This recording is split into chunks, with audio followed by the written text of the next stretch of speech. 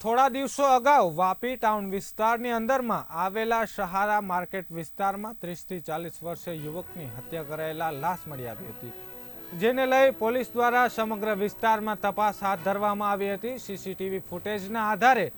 તપાસ હાથ ધરતા મૃતકને ભિક્ષુક જેવા દેખાતા યુવક અને સગીરો દ્વારા બનાવવાળી જગ્યા પર લઈ જતા હોવાનું દેખાઈ આવતા પોલીસ દ્વારા તેમની શોધખોળ હાથ ધરવામાં આવી હતી, જેમાં બે કાયદાના સંઘર્ષમાં આવતા સગીર બાળકો તથા 19 વર્ષીય યુવકને પોલીસે શોધી કાઢી સઘન પૂછપરછ હાથ ધરતા આરોપીઓએ કબૂલાત કરી હતી કે તેઓ મૃતકને અપંગ બનાવી બળજબરીથી ભીખ મંગાવવા માંગતા હતા, જે બાબતે મૃતકે વિરોધ કરતા આરોપીઓએ તેના અપંગ બનાવવાના ઈરાદે લાકડાના ફટકા માર્યા હતા, જેના કારણે તે અર્ધ બેભાન થઈ જતા તેને સ્થળ પર જ છોડીને નાસી છૂટ્યા હતા, જ્યાં ગંભીર ઈજાઓના કારણે મૃતકનું મૃત્યુ થયું હતું। તો આરોપી 19 વર્ષીય આદેશ ઉર્ફે આદુ રામશેઠ અને બંને સગીર આરોપીઓને ઝડપી પાડી વધુ કાર્યવાહી હાથ ધરાઈ છે।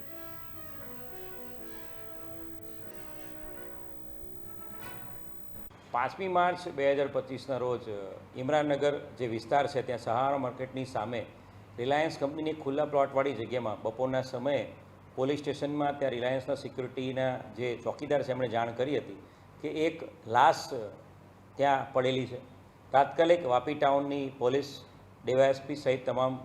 જે પોલીસ અધિકારીઓ છે બનાવ સ્થળે પહોંચી ગયા હતા। જે વ્યક્તિ છે એ અરાઉન્ડ 40 થી 45 વર્ષના ઉંમરના વ્યક્તિને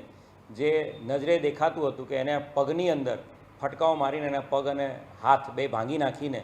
એને લોહી લુહાણ કરીને મારી નાખવામાં આવ્યો હતો। બનાવની ગંભીરતાને ધ્યાને રાખીને તાત્કાલિક પોસ્ટમોર્ટમ કરાવીને મર્ડરનો ગુનો દાખલ કરવામાં આવ્યો હતો। મર્ડરના ગુનાની ગંભીરતાને ધ્યાને રાખીને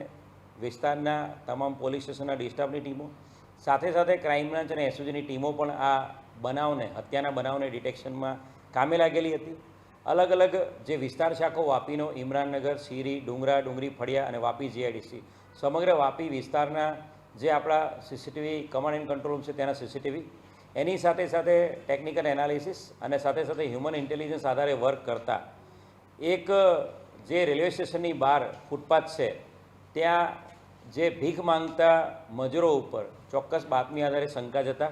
અને જે સીસીટીવી ફૂટેજ મળ્યા છે એના આધારે 3 આરોપીઓને ઉપાડી લેવામાં આવ્યા હતા। આ 3 શંકાસ્પદ વ્યક્તિઓની પૂછપરછ કરતા આ સમગ્ર હત્યાનો બનાવ છે એના પરથી ભેદ ઉકેલાયો છે। જે પકડાયેલા આરોપી છે આદેશ અને એની સાથે સાથે 2 સગીર વયના